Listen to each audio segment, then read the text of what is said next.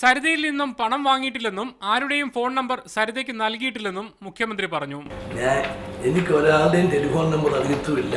ഞാൻ ഒരാൾക്കും ഒരു നമ്പരും ഉപയോഗിച്ചിട്ടില്ല. പിന്നെ രൂപയുടെ കാര്യം പറഞ്ഞാൽ നിങ്ങൾക്ക് തന്നെ അറിയാമല്ലോ, ഗവൺമെന്റിലേക്ക് ദുരിതാശ്വാസ നിധിയിലേക്ക് തന്ന 2 ലക്ഷം രൂപയുടെ ചെക്ക് മടങ്ങിയതാണ്. സരിത തനിക്ക് പണം നൽകിയിട്ടുണ്ടെങ്കിൽ എന്ത് നേട്ടം അവർക്ക് കിട്ടിയെന്ന് മുഖ്യമന്ത്രി ചോദിച്ചു. ആനുകൂല്യം കിട്ടാതെ കോടികൾ വാരി വിതറുമോ? എന്തെങ്കിലും പ്രയോജനം വേണ്ടേ? ആരോപണം ഉന്നയിക്കുന്നതല്ലാതെ തെളിവ് ഹാജരാക്കാൻ ആർക്കും കഴിഞ്ഞിട്ടില്ലെന്നും മുഖ്യമന്ത്രി കൂട്ടിച്ചേർത്തു. 4 മണിക്കൂർ അത് മൊഴിയെടുക്കുകയും ക്ലോസ് ചെയ്യുകയൊക്കെ ചെയ്തിട്ട് ഒരു കടലാസ് ഇവർക്ക് കൊണ്ടുവരാൻ സാധിച്ചു. ആരോപണം ആവർത്തിച്ചതുകൊണ്ട് അഴിമതിയാകത്തില്ല.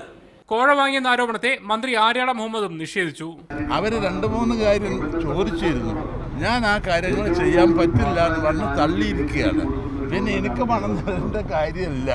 എനിക്ക് പണം തന്നെന്നുള്ളൊരു കേസ് ഇതുവരെ വന്നിട്ടില്ല. ഇതൊരു പുതിയ കാര്യമാണ്. അതിൻ്റെ പിറകിൽ എന്താണ് എന്നുള്ളത് ഞാൻ അന്വേഷിക്കും. മീഡിയ 1 തിരുവനന്തപുരം.